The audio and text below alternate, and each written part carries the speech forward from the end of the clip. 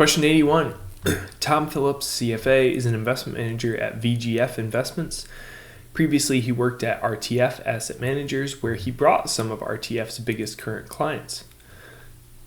Since joining VGF Investments, Tom has been contacting RTF Asset Managers clients from a contact list he had saved while still working at RTF.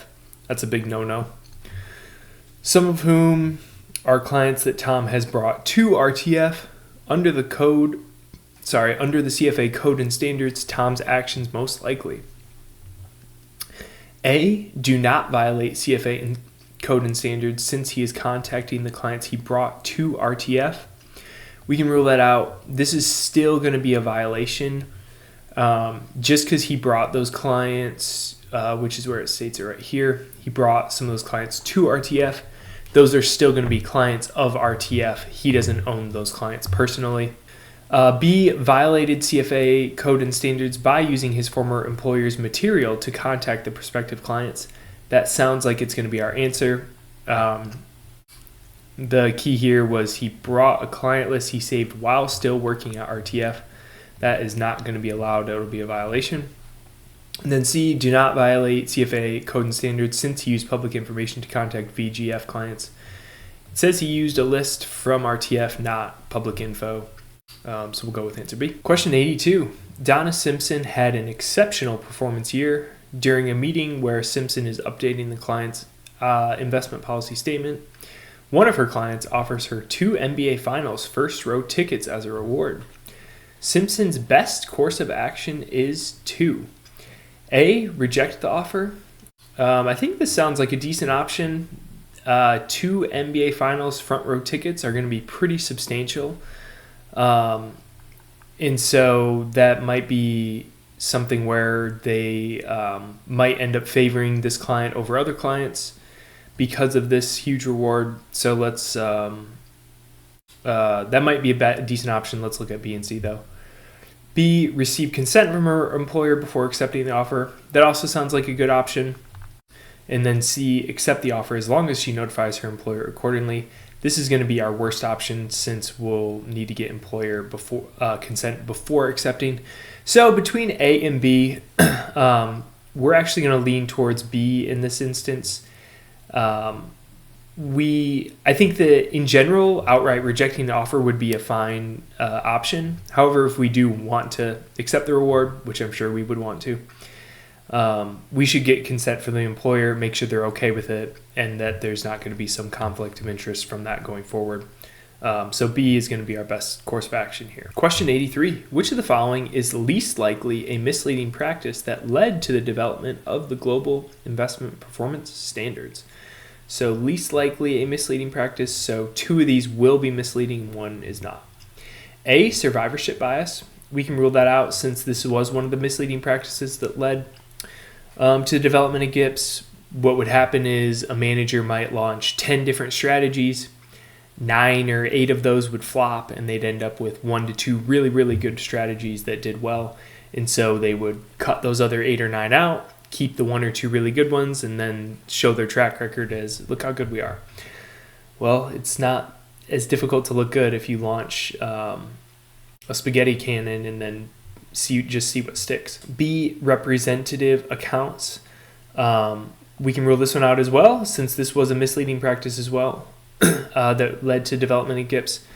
And what this is saying is they were taking certain accounts for a certain mandate that had performed really, really well, and then they were showing those accounts as the ones that as their performance, rather than aggregating up all the accounts and seeing what the performance looked like from that standpoint. So if you're cherry picking the best accounts with the best performance, that's obviously going to be very misleading. And then C, ensuring consistent data. This isn't a misleading practice. This is an objective of GIPS, so we can confidently go with answer C. Question 84. Ileana Cruz, CFA, is a portfolio manager at AlphaSense and manages a mutual fund and a pension plan. On receipt of proxies for the mutual fund, Cruz hands it over to her administrative assistant, Tom Hillman. Cruz says she does not have enough time to handle proxies herself because of other commitments. When the proxies are for stocks owned by the pension plan, she asks Hillman to send it to the plan sponsor. Which of the following statements is most likely accurate? Cruz's policy is not a violation. Cruz's policy on both the mutual fund as well as the pension plan proxies is a violation. Or C, Cruz's policy on mutual fund proxies is a violation, but her policy on the pension plan proxies is not a violation. So this one is going to be answer B. We're violating on both accounts. And that's because pertaining to proxies for the fund or the pension plan, Cruz needs to exercise her fiduciary duty, essentially, and vote on those proxies in the best interest of her clients. She has a fiduciary duty to do so. And so by ignoring those proxies or passing it off as not important, it's going to be a violation for both the fund and pension plan. Answer B. Question 85. Robert Galvin, CFA, is a money manager. He also takes care of choosing assets for Retire Smart's pension fund. The director of Retire Smart's pension fund directs Galvin to use a particular broker for the trade in the pension fund with the intention of obtaining research with soft dollars earned from the broker. Galvin follows the instructions of the director as there is no significant difference in the price and execution. Galvin has most likely. Let's look back at this. So as a reminder on soft dollars, essentially what is happening here is Galvin sends trades to this broker, and the broker is obviously making a commission off that trade, and in return for that commission, the broker is providing research to Galvin, technically free of charge. However, they're obviously making money off the commission. So that's what that soft dollar is Galvin is getting this research by directing trades to this broker. So is this a violation or not? A, violated the standard 3A, loyalty, prudence, and care. B, not violated any standard if the research benefits Retire Smart. Or C, not violated any standard if the research benefits the plan beneficiaries. So relating to soft dollar, the Code and Standards specifies answer C, which would be correct. Soft dollars is okay, assuming that the research that is being received is benefiting the end clients. So even if the end clients are not getting necessarily the best execution, even though it says there's no significant difference, essentially we need to make sure that the commissions they're paying are benefiting the end clients in order for this to be okay. So it's not a violation. And in this instance, it says benefits Retire Smart, but it needs to benefit the end clients, not the pension plan. Answer C. Question 86. A mutual fund follows a strategy where it invests in treasury securities and extremely risky securities.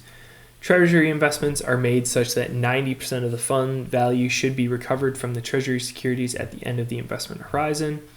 The mutual fund is planning to include one of the following statements in its communication with its clients. Statement 1 and Statement 2. Statement 1 is, since treasury securities back the fund, the investors will get guaranteed returns. That sounds like a no-no so far. Since we are putting extremely risky securities in the portfolio as well, we can't guarantee returns. We could lose everything from that part of the portfolio, which would lead to lower returns, even though it's only a small portion. And then B, there is no default risk in the investments made by the fund. That's also going to be inaccurate since we have some extremely risky securities. So which of the following statements is most likely in violation of Standard 1C misrepresentation? Statement 1, Statement 2, or both? So based on what we said earlier, we're going to say both of these are in violation since they're both misleading.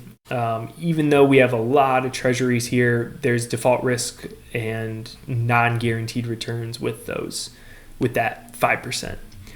So we can't make these claims and they'd be violations. Answer C. Question 87. Which of the following is least likely an objective of the GIPS standards? A, firm-wide compliance. B, instilling investor confidence. Or C, promoting fair global competition among investment firms. So least likely, so two of these are objectives of GIPS and one is not. So looking at C, this is certainly an objective. The purpose of GIPS is to standardize all the investment performance metrics, and by doing so, it helps end investors be able to better compare investment firms, leading to fair and better competition so that some firms aren't cheating the numbers essentially to make themselves look better. B, instilling investor confidence. This is also an objective. By standardizing this and making sure that firms are following GIPS, it's ensuring that there's more of a level playing field among those firms and that investors are better able to look at performance and know that it's calculated well and is kind of standardized and can be compared across other funds. And firm-wide compliance, I think we can go with this as our answer. They're looking more so for industry compliance. Firm-wide compliance would imply more so to a particular firm that was looking to implement GIPS. Answer A. Question 88. Which of the following statements is most likely accurate? A. When the decision-making process focuses on the short-term factors, the likelihood of unethical conduct increases. This sounds like it could be a correct answer so far.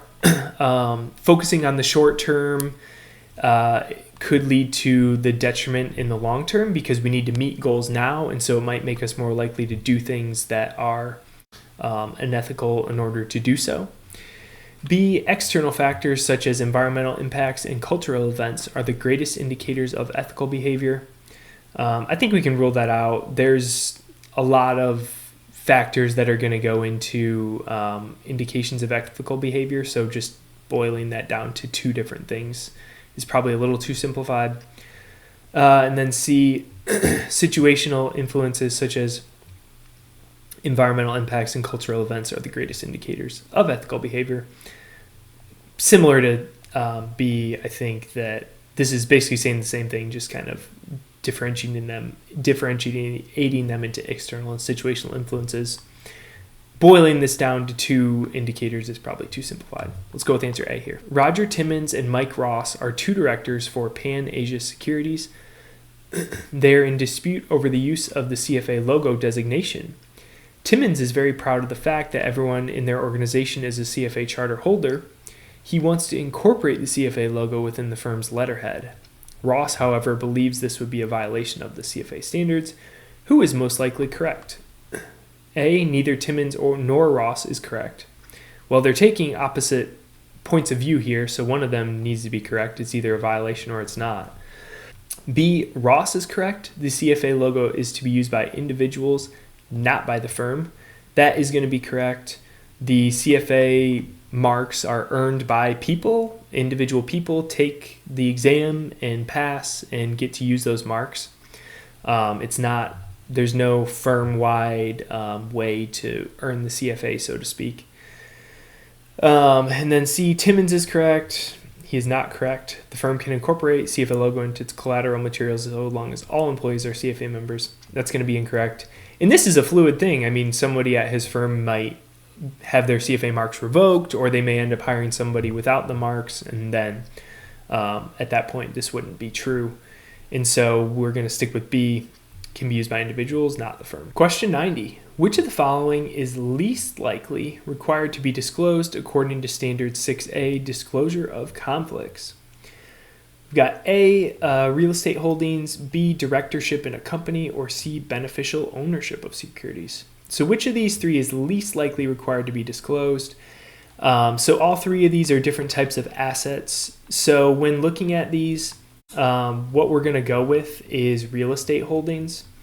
And the primary reason for this is directorship in a company, beneficial ownership of securities.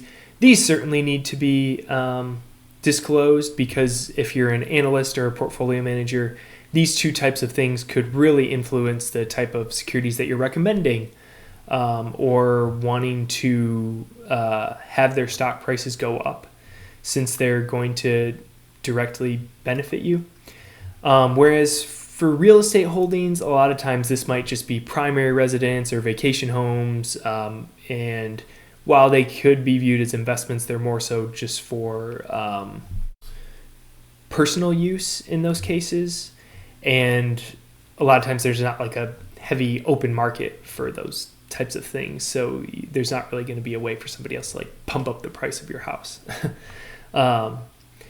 So for this question, we'll go with A as the least likely, real estate holdings.